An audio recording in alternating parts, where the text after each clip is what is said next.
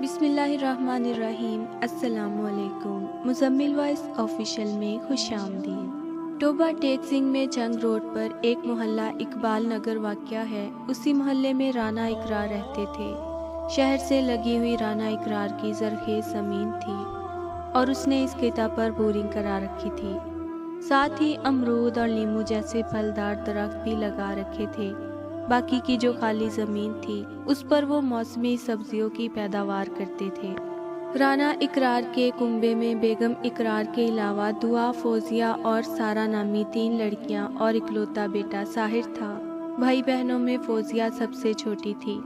تینوں بیٹیوں کو دھیان میں رکھتے ہوئے انہوں نے بچت کرنا شروع کر دی۔ انہوں نے بینک میں کھاتے کھلوائے تو نیشنل بینک کی میرج پالیسی بھی لی۔ اس کا ثمر یہ ملا کہ جب شادی کے قابل ہوئیں تب رانا اقرار کے ہاتھ میں موٹی رقم تھی۔ رانا اقرار نے مناسب لڑکے تلاش کر کے باری باری دونوں بیٹیوں کے ہاتھ پیلے کر دیے۔ بیٹیوں کی شادی کے کچھ عرصے بعد رانا اقرار کی بیوی اقرا اچانک بیمار پڑ گئی۔ رانا اقرار نے پہلے ٹوبہ ٹیک سنگھ میں اس کا علاج کروایا، فائدہ نہ ہوا تو اقرا کو علاج کرانے فیصل آباد اور لاہور بھی لے گئے۔ ڈھیر ساری رقم خرچ کرنے کے باوجود اقرا صحت یاب نہیں ہوئی۔ اس کا جسم مسلسل گھٹتا رہا۔ آخرکار ایک دن وہ کنبے کو روتا بلکتا چھوڑ کر چلی گئی۔ ان دنوں ساحر 23 سال کا تھا اور فوزیہ 14ویں سال میں داخل ہوئی تھی۔ پھر 5-7 سال یوں ہی گزر گئے۔ اب فوزیہ الہڑ نہیں رہی تھی، گزرتے وقت کے ساتھ ساتھ بھری پوری جوان لڑکی ہو گئی تھی۔ رانا اقرار کی خواہش ساحر اور فوزیہ کا بیاہ ایک ساتھ کرنے کی تھی۔ بیٹی رخصت ہو کر سسرال جائے تو گھر سنبھالنے بہو آ جائے۔ اس طرح ان باپ بیٹے کو دقت نہ ہوتی، مگر ساحر فی الحال شادی کرنے کو راضی نہیں تھا۔ اسی سبب فوزیہ کی بھی شادی ٹلتی رہی۔ رانا اقرار بیٹی بیٹے کے لیے کچھ اور خواب بن رہا تھا۔ ادھر فوزیہ کے خوابوں میں شاہ زیب بس گیا تھا اور وہ اس کے ساتھ زندگی گزارنے کے خواب دیکھنے لگی۔ شاہ زیب پڑوس میں رہنے والے محسن کا بیٹا تھا اور منڈی میں سبزی کی آڑت کرتا تھا اور خوب شان سے رہتا تھا۔ پڑوسی ہونے کے ناطے شاہ زیب اور فوزیہ میں بہن بھائی کا رشتہ تھا۔ بچپن سے وہ اس رشتے کو مانتے بھی تھے، مگر ایک دن دونوں کا رشتہ بدل گیا اور وہ دونوں ایک دوسرے کی محبت میں ڈوب گئے۔ رانا اقرار اور ساحر صبح گھر سے نکلتے تو دوپہر کا کھانا کھانے کم ہی گھر آتے۔ اکثر فوزیہ ہی کھیت جا کر باپ بھائی کو کھانا دے آتی تھی۔ وہ دن کے وقت گھر میں اکیلی رہتی تھی، اس لیے خفیہ میل ملاقاتوں کے لیے فوزیہ اور شاہ زیب کے لیے بھرپور وقت ہوتا تھا۔ نایاب مرد وہ ہیں جن کے کردار کی خوشبو پا کر عورت خود ان سے محبت کا اظہار کر دیتی ہے۔ وہ پہلے پہل اس کی ذات کی ٹھنڈی چھاؤں میں کچھ دیر ٹھہرتی ہے، پھر رفتہ رفتہ اس کی عادی ہوتی چلی جاتی ہے۔ یہی وہ مرد ہیں جنہیں عورتوں کا لباس کہا جاتا ہے۔ نایاب عورت ہمیشہ نایاب مرد کا انتخاب کرتی ہے۔ یوں تو شاہ زیب کا فوزیہ سے ملنے آنا محلے والوں کے لیے شک کی بنیاد نہیں تھا، لیکن جب دروازہ اندر سے بند ہونے لگا تب پڑوسیوں کی پیشانی پر شکنیں پڑنے لگیں۔ پہلے اڑوس پڑوس میں چرچا ہوا، اس کے بعد ایک بزرگ نے رانا اقرار کے کانوں میں یہ بات ڈال دی۔ اس کے بعد ساحر کو جب یہ بات پتہ چلی تو اس کا خون کھول اٹھا۔ وہ اسی وقت شاہ زیب کی چمڑی ادھیڑ دینا چاہتا تھا، مگر رانا اقرار نے دنیا داری سمجھ کر اسے روک لیا۔ بیٹا، جوش سے نہیں ہوش سے کام لو، اس نے بیٹے کو سمجھاتے ہوئے کہا۔ مار پیٹ کرو گے تو ہنگامہ ہوگا اور ایسا ہونے پر بدنام ہماری فوزیہ ہوگی۔ تم چپ رہو، میں فوزیہ سے بات کروں گا۔ ساحر خون کے گھونٹ پی کر رہ گیا۔ اسی شام کو رانا اقرار نے فوزیہ سے اس کے اور شاہ زیب کے سلسلے میں بات کی تو وہ صاف مکر گئی۔ فوزیہ شاہ زیب سے پیار تو کرتی تھی، مگر گھر والوں کا لحاظ بھی تھا، اس لیے اس دن کے بعد وہ محبوب سے میل ملاقات میں احتیاط برتنے لگی۔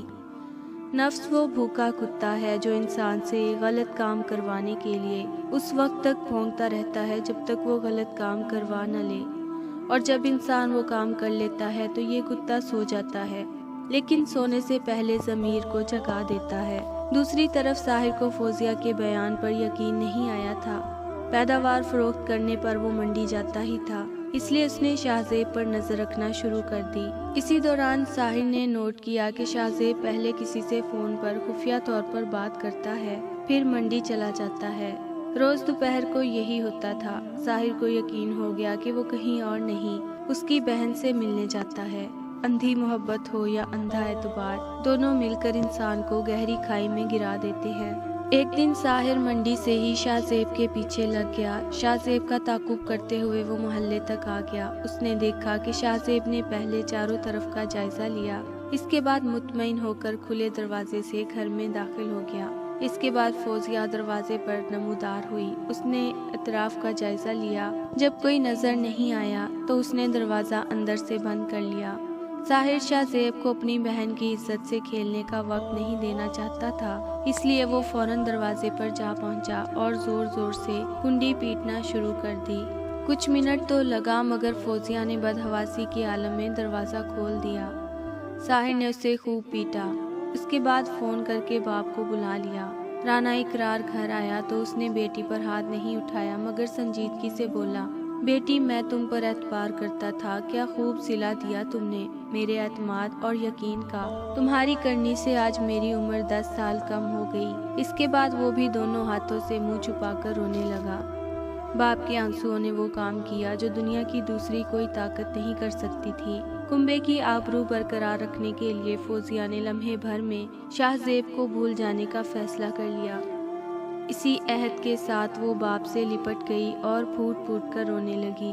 مجھے معاف کر دو ابا، اس نے باپ سے عہد کرتے ہوئے کہا۔ وعدہ کرتی ہوں آئندہ کبھی شاہزیب سے تعلق نہیں رکھوں گی۔ ایک انسان مر جائے تو صبر آ جاتا ہے، مگر جب ایک زندہ انسان آپ کے لیے مر جائے تو کبھی صبر نہیں آتا۔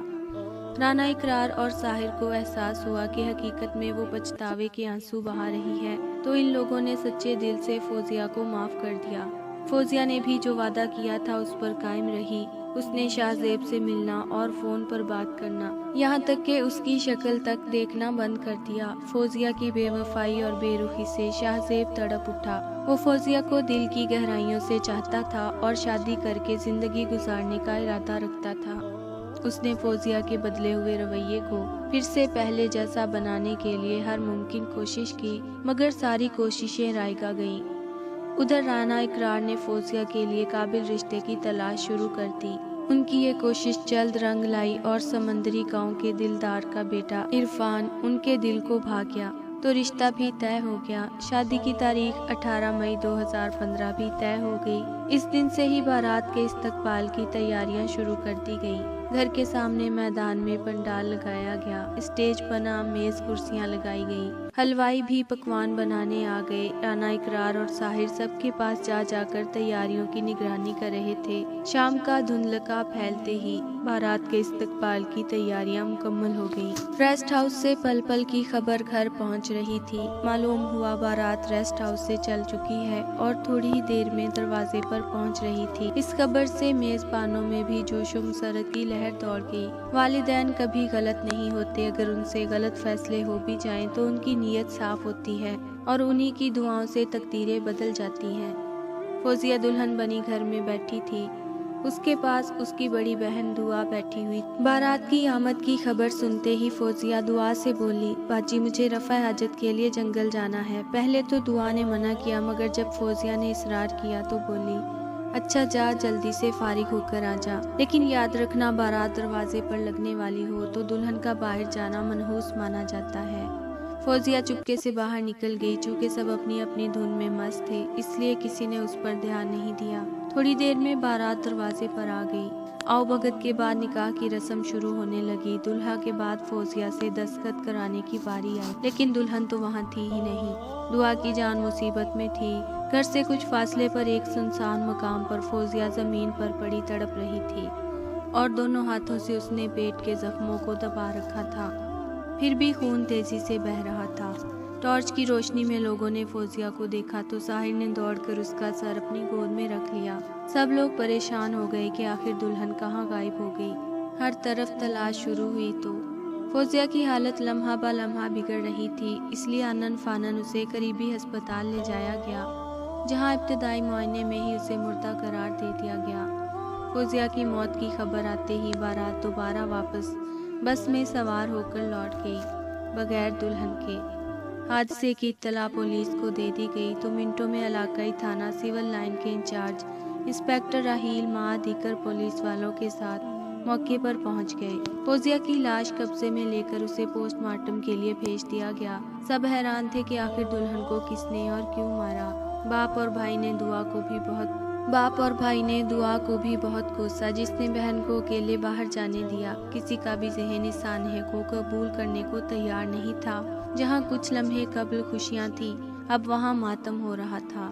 FIR نامعلوم ملزمان کے خلاف کٹی، مگر پولیس نے ساحر سے تفصیلات لینے کے بعد شاہ زیب کو شامل تفتیش کرنے کا فیصلہ کیا۔ 6 روز بعد پولیس نے شورکوٹ موڑ سے شاہ زیب کو گرفتار کر لیا تو اس نے بتایا، میں سچے دل سے فوزیہ کو چاہتا تھا، لیکن وہ اپنے گھر والوں کے بہکاوے میں آ کر بے وفا ہو گئی تھی، اس لیے شادی والے دن میں نے اسے ملنے کے لیے بلایا۔ فوزیہ آنے کو تیار نہیں ہوئی تو اس کی پول پٹی کھول دینے کی دھمکی دی۔ دھمکی سے ڈر کر وہ گھبرا گئی۔